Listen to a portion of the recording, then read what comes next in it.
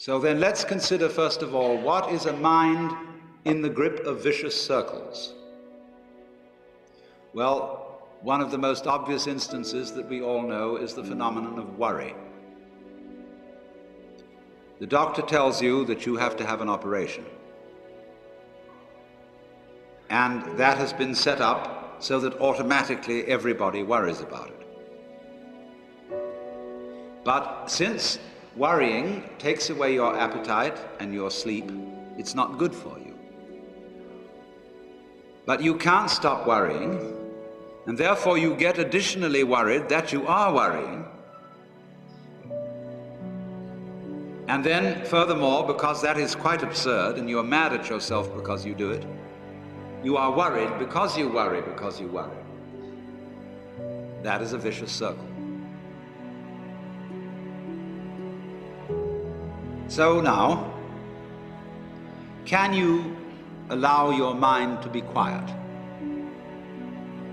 Isn't it difficult? Because the mind seems to be like a monkey, jumping up and down and jabbering all the time. Once you've learned to think, you can't stop. And an enormous number of people devote their lives to keeping their minds busy and feel extremely uncomfortable with silence. When you're alone, nobody's saying anything, there's nothing to do. There's this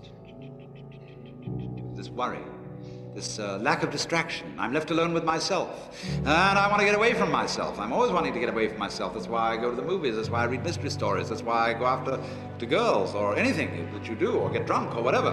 I don't want to be with myself. I feel queer.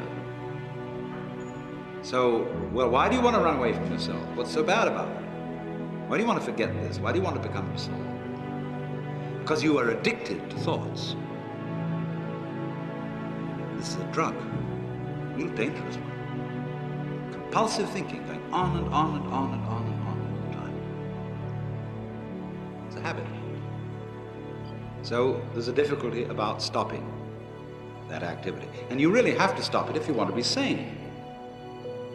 Because if I talk all the time, I don't hear what anyone else has to say.